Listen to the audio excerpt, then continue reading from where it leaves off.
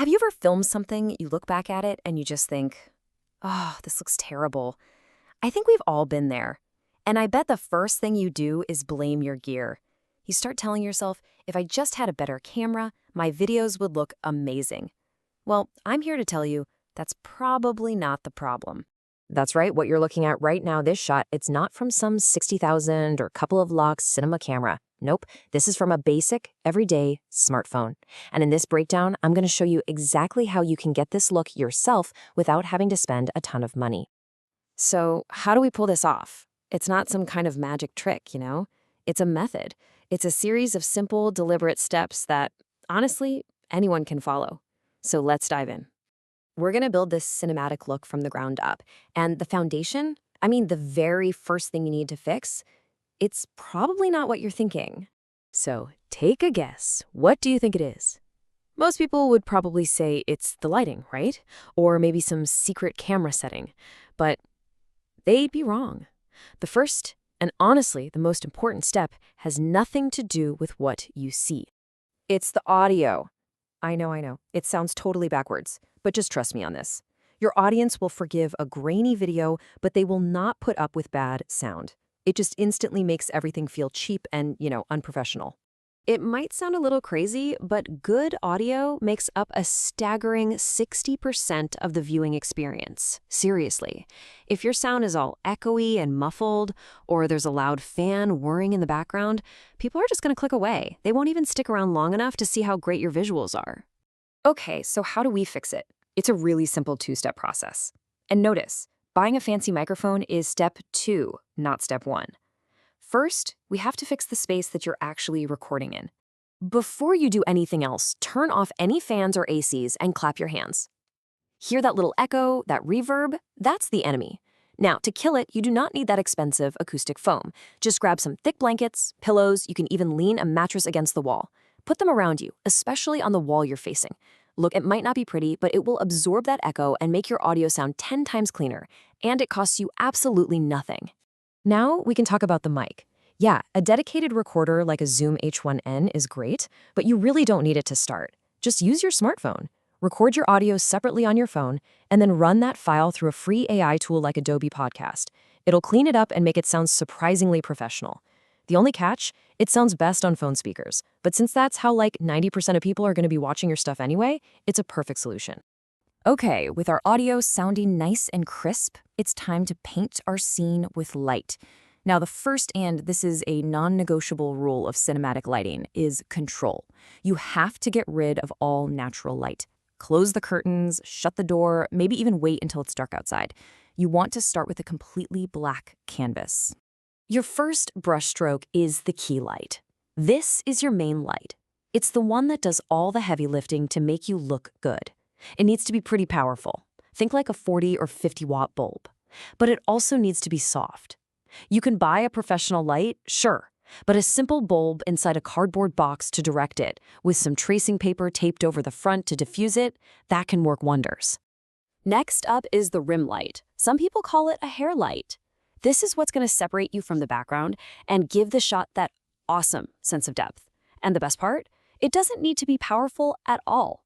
A super cheap little RGB brick light, the kind that costs just a few hundred rupees, is absolutely perfect for creating that subtle colored edge. And finally, we have practical lights. These are just light sources that are actually visible in the frame.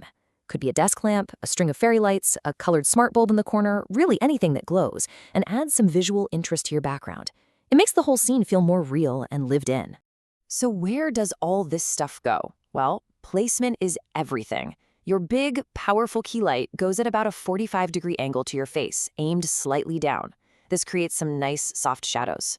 Your rim light goes behind you and off to the side at roughly a 210-degree angle, just so it catches the edge of your head and shoulders.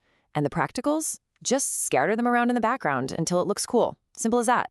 Okay, so our audio's clean, our scene is beautifully lit, and now, finally, it's time to talk about the camera. But just remember, the camera's job is just to capture the awesome scene you've already created. So real quick, take a moment and just clean up any clutter in your background. A clean frame is a professional frame. First things first, you absolutely cannot use your phone's default camera app. I'm serious. It's designed to be simple, and it will fight you the whole time. It'll cause flickering lights, it'll automatically change how bright the shot is. It's a mess. You need an app like Filmic Pro or ProTake that gives you full manual control. Now, there are only 3 settings you really need to master. First is ISO. Think of this as fake digital brightness. You want to keep this as low as you possibly can, like 100 or 200. This gives you the cleanest image with the most detail. This is why we needed that powerful key light, so you don't have to crank up the ugly digital noise. Second, shutter speed. The golden rule here is to set it to double your frame rate. So if you're shooting at 25 frames per second, your shutter must be 150. This creates a natural-looking motion blur, and it's the secret trick to stop your lights from flickering.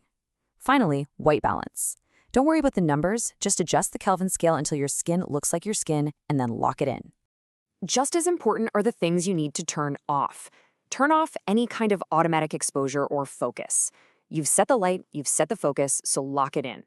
And most importantly, turn off any software portrait mode or bokeh. That artificial background blur on phones, it just looks fake. The edges are always messed up, and it will instantly ruin that cinematic look we're going for. We're gonna add a much better blur later. So you've recorded your clip. The audio is clean, the lighting is dynamic, the camera settings are all locked in. Now it's time for that final 10% that makes all the difference, post-production. This is where we add that final professional polish. Now, unlike footage from a big camera, smartphone video is already heavily processed, so a little goes a long way.